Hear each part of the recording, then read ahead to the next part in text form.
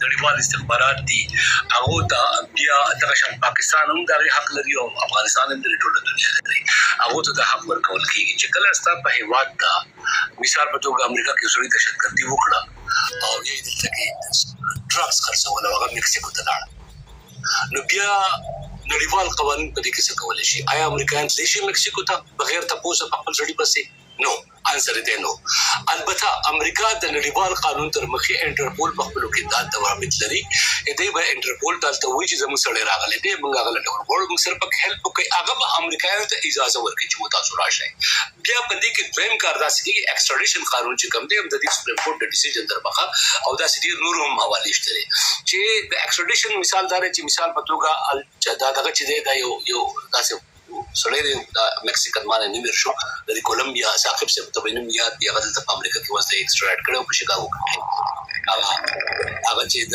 جیلون نه بډیر پټې د تختې د بجلو به ماته ولا هغه د اوکین به خرڅول ډیر ځا هغه د ایکسټراډایټ دغه شنور خلک شي دي لکه پاکستان نه چې د خلک راوستي دي هغه د قانون تر مخ راوستي دي کله عربو راوستي دي هغه د قانون تر مخ راوستي دي یعنی یو هیواد بل هیواد ته خپل مجرم په ستلې شي هغه دهشتګرد دی هغه ډرګ سمګلر دی هغه بل بدمعاش دی یا سره هیواد ته تخدید دی مثال په توګه د امریکا دلته کې یو په پینټاګان کې ځینې انقلاب وکړل او هغه استخباراتي معلومات پټ کړل او روس ته وتښتید اوس امریکا پسې ګرځي روسي نه ورکړي خو چې کله امریکا دغه سړی را پیدا کړ دی بیرته راوستي شي د نړیوال قانون دا ورکړي د دې معنی څه شو د دې معنی تاسو خبره جواب شي چې ممکنه توګه باندې د پاکستان کې دنه داسې کوم سړی وی هغه هندستاني لړشپ ورشي هندستانيانو ته دا حق حاصل دي چې هغه سړی راولي خو ژوندۍ پاتې شو ولته نه راو تختیدل خو کوی ول بیا په قانون سره مخامخ کیږي البته د حملو اجازه نه ورکړي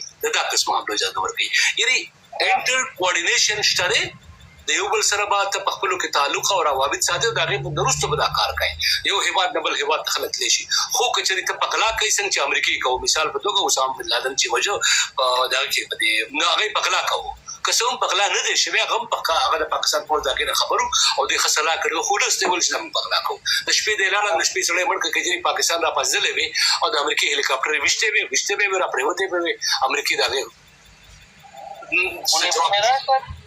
او سمه ده زه تاسو سره موافق یم ولې په ساقب سی هغه پریوته زم ستړي شو ما د جهاني ست له مقور کچ دی وورو وس مشر دی موږ دا دونه خبرې کول لګي او نور ملګری سمه ده اجمل خان را سره ناشته او نور ملګرو ته را سره ناشته ده دوی به وورو چې دوی سوایي کا احیانا تاسو ته پښتنه راځي وا بیا نو تاسو جواب ورکړئ او که پښتنه جهاني صاحب ته راځي و جهاني صاحب به جواب ورکړي ممکن جهاني صاحب له تاسو سره ډیالوګ ولري یا ممکن اجمل خان نور بیا داسې لایف هم راټولو یوازې همدا دوی به واورو وروسته هغه به لایف راټول کړو ستاسو هم فکر کوم ناوخته ده سلامونه ساقب سلامونه رحمان I just have a quick question from you if you may allow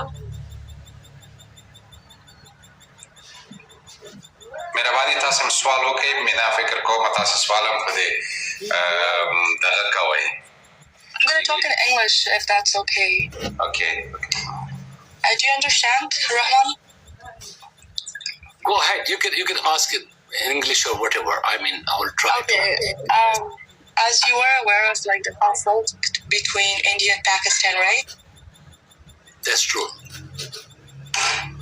Do you think will Pakistan be able to have the courage to take its revenge by fighting back?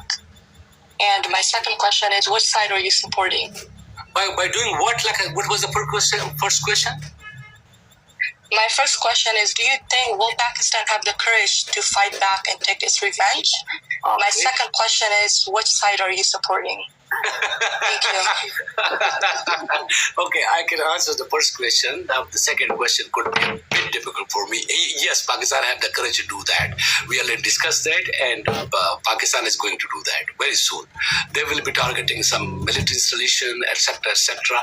They wouldn't target Mumbai or Delhi or somewhere else, but they would definitely do that somewhere. Do you have any reference or evidence to back up what you're saying? Is there any? this thing is not about reference. This thing is about like what have ever done like in the past, like 3 times. The Pashto, I speak Pashto. Do you understand Pashto? I speak very little. I prefer But English. if I'm speaking Pashto, so do you understand Pashto? So other people can understand what I'm trying to say. Yeah, go ahead. Okay. Can you translate my question as well in Pashto so they know what I asked? So, I can do that. لومړی پوښتنه دې دا وکړه چې را پاکستان کې دا زړورتیا کولی شي دا امکان شته چې پاکستان غچ واخلي او د دې ځواب ووایي دا غي جواب دی هو پاکستان بداسي وکي د پاکستان سره پوز دی وسله د پاکستان یو غټ قام دی او په قام کې هغه مسلمانان دي هندوانو په حمله کړې ده د دې نه علاوه د بخاري وختونو کې داسې شي دي چې کله هندستان پر اوله کوټ کې سرجیکل سټرایک وکړ پاکستان هغه په جواب کې کړی وو پاکستان ضروري نه ده چې هندستان کې په دلی کې جواب ورکړي په ممبئی کې ورکړي په کولکتا کې ورکړي د پوځیانو هډ کوارټر ورته ولي مودي ورته ولي راجستان البته دوی کولای شي چې بارډر باندې په پوله باندې په سرحد باندې they can target any small targets like kind of military installation or in Kargil or somewhere else they would do that because General Asim Munir is like he already have released a press release and via ISPR and Pakistani Prime Minister already called for the security meeting so they would definitely do that and you will see it's very much possible there's a possibility because if a country is taking another sovereign country they must retaliate that is a very natural cause the second question when the Pukhtan dekade which the Suk support I'm not supporting anyone I do not support even war I'm not a fan of wars How come you want to stay neutral in this situation, right? Not neutral. I'm not neutral. I'm not saying I'm neutral. I am analyzing as a reporter, as a journalist, this whole story objectively. What is the objectivity? That's what I'm doing. Why they have targeted Murid ke? Why have they targeted the Jung and why have they targeted Bagh, Muzafarabad, etc., etc. Because